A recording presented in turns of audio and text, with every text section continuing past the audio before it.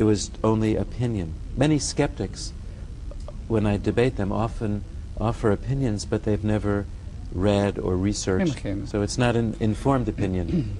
Catherine went back into past lives when I was using hypnosis, trying to go back into her childhood. I told her one day, go back to where your symptoms first began.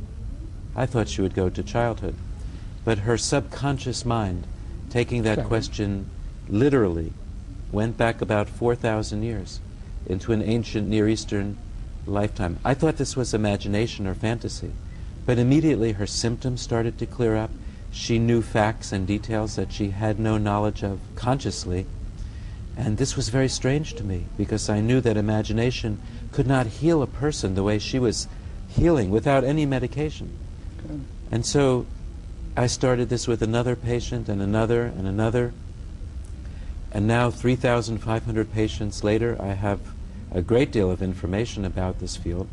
And beyond reincarnation, some of my patients are able to get messages from the other dimensions, from perhaps a mother or grandmother who had died, and they get information back, not just general information, but sometimes very specific, like where the jewelry is hidden, where a will might be buried or hidden, the combination to a safe, very specific information coming to them in a dream or from the other side when they're in a relaxed state.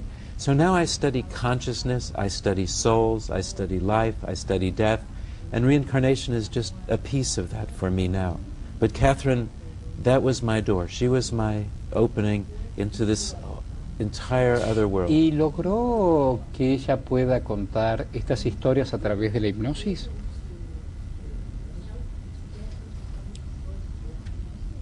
Yes, it's important to understand also, I think, what hypnosis is and what it's not, because we've seen in the movies.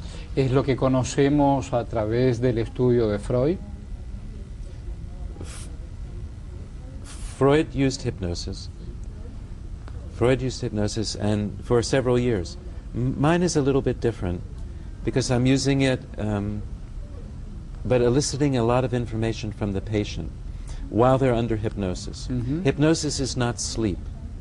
Hypnosis is a state of focused, relaxed concentration. We're all hypnotized every day. When you're reading a book and you don't hear traffic noises or other noises, that is hypnosis. It's concentration. So it's not mysterious, it's not strange, you never lose control. ¿Utiliza usted algún tipo de alucinógenos, algún tipo de estimulantes para que el paciente pueda trasladarse? No. No, solo mi voz, solo mi voz. I do it that way, they relax. In the relaxed state, memories are enhanced, the memory is better. And I don't use anything artificial, no chemicals, no drugs, nothing. Don't hit them over the head. I just speak and talk them into the very relaxed state, concentrated state. It's entirely normal, this state. There's no danger, you can never get stuck, you never give up control. But the memory is enhanced. People who meditate, it's very similar. They go within, they quiet their mind, and that's like hypnosis. ¿Se puede hablar de psicología espiritual? We must have a psychic connection. Because just like when we talked about the same soul sitting here. And I think it is somewhat an illusion to think that people are so separate. I call my work spiritual psychotherapy, almost the same word. And I think it is, because it's therapy beyond life and death. It's therapy that incorporates spiritual matters, such as consciousness, out-of-body experiences, near-death experiences. It's therapy that incorporates the importance of love and letting go of fears. It's scientific, but it's also spiritual and also intuitive. And it really works. It's very effective. Yo digo, algunos deben preguntarse, cada uno tiene su vida, su historia, sus relaciones. Y habitualmente la gente que va a consultorios y a consultas quiere resolver el hoy. salud, dinero, amor, felicidad o lo que puede. Pero usted le cuenta cosas de vidas anteriores. Y alguien le puede decir, bueno, pero yo necesito solucionar mi problema hoy, mi angustia, mi ansiedad, mi inconsciente. ¿Usted qué le contesta? Sí, sí. There's a direct connection. Many problems today, symptoms, come from past lifetimes.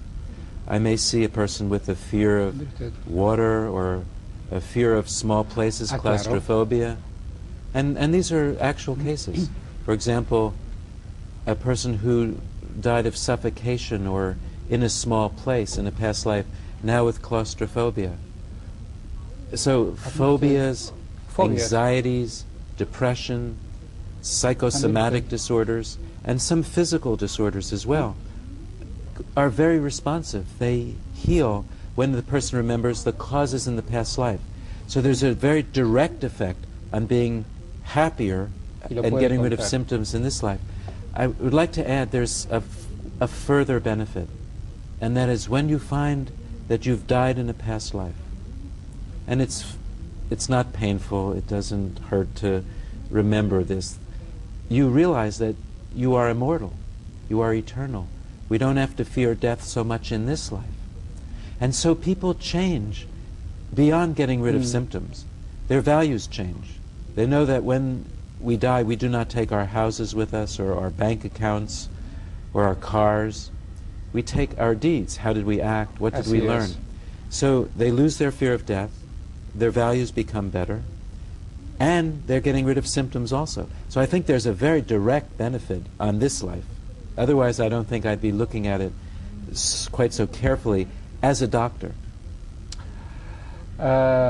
Cuando nos reencontremos, vamos a preguntarle al doctor Brian Weiss si hay tiempos y recuerdos que vienen del útero y recuerdos que vienen de la muerte. Ya nos vemos.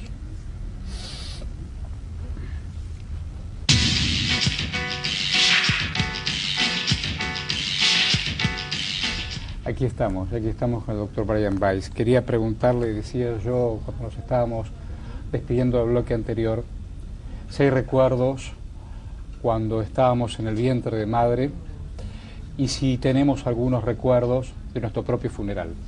¿Sí? Yes, both, all the time. Todo el tiempo. Yes, I found many times people remembering memories from 1 day old, from birth, and from in utero state. Many cases. Sometimes people describe conversations that their mother and father had. It's the same concept as consciousness, awareness, existing outside of the body. It's also very frequent for the fetus, the baby in the utero. They frequently feel the feelings of their mothers, how she feels, anxiety, joy, fear, happiness.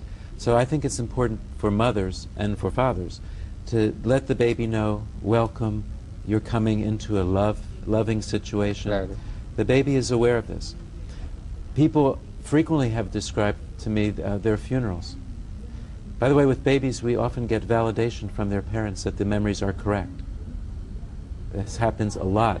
The parent says, yes, that did happen. We lived in this apartment, but we moved before the birth. And the person described the whole apartment during the regression, remembering the in utero state. People do seem to float above their bodies at death, look at the scene. They may attend their funerals. They may hear the eulogies. So people have to be careful of what they say.